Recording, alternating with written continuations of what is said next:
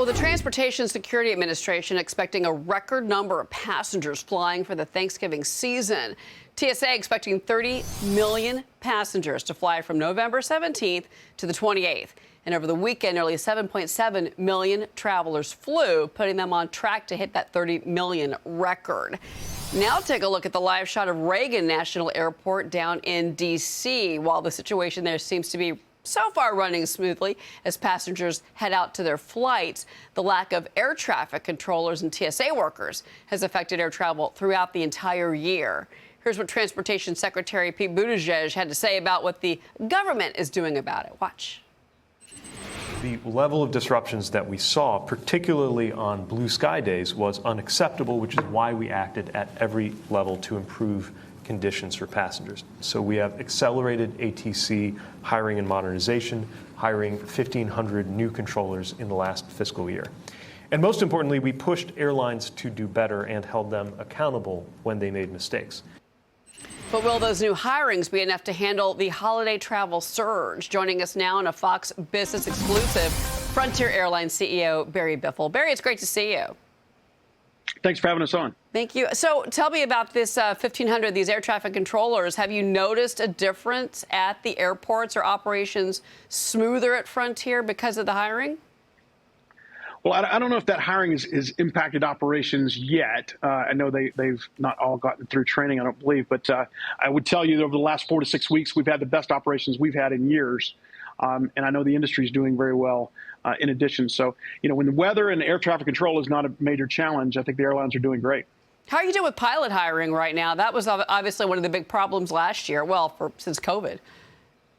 Yeah, so the pilot hiring challenges, I think, have kind of subsided, and we actually found ourselves in a little bit of a surplus at the moment, and I think the industry is doing much, much better. I think the biggest concerns are really, weather and air traffic control for the holidays. Yeah, we were just getting some breaking news a few moments ago. This just crossed. A U.S. Senate panel is opening up an investigation into airline baggage, seat selection, and change fees. This is a statement. Now, obviously, you've faced scrutiny before. The entire industry has about those extra fees. Are you surprised that this is being picked up once again? I'm a little surprised, but, just like I think they find every time when you look at the data, Frontier comes out on top. I mean, we are the lowest price for consumers, even when you include all the additionals. We've got the lowest fares and the lowest total price. So I'm sure it'll highlight what a great value that Frontier is for consumers. Not the least of which is our Go Wild Pass, which allows, all you can fly for $499 for a year. Okay, there's got to be a few restrictions. I'm just guessing, Barry.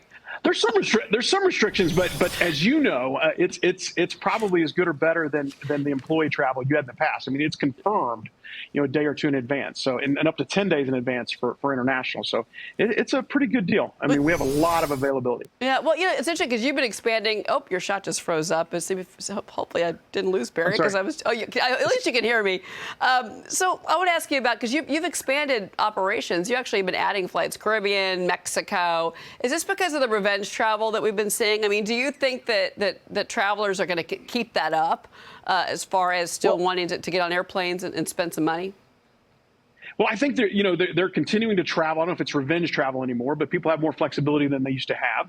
And so we've continued to see an elevated amount of leisure travel. And I think you're going to continue to see that for years. A lot of them went to Europe and other long haul this summer, but we're going to start to see that come back, especially as it gets colder and the worse weather. People are going to want to go to Florida and the Caribbean this winter. Yeah, I'm right there with all of them.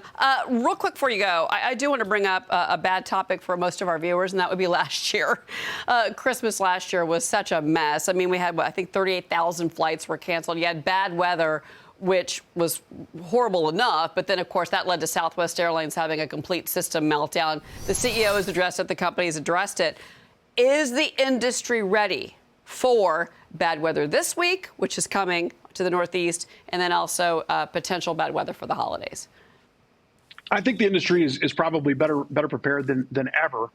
Again, I think what we had last year was a little bit unprecedented from a weather event in particular. And then I know, yes, one carrier did have more challenges than others. But, I know that we've been investing a lot and becoming more and more out and back, and we're not where we want to be. But I would tell you that we're much more resilient as an industry than even we were last year. Barry, I have to compliment your strategy not to throw stones when you live in a glass house, because it could happen to anybody at this point, probably. So there you go. We will be looking forward to hopefully having a smooth travel season this year. Barry Biffle, appreciate it.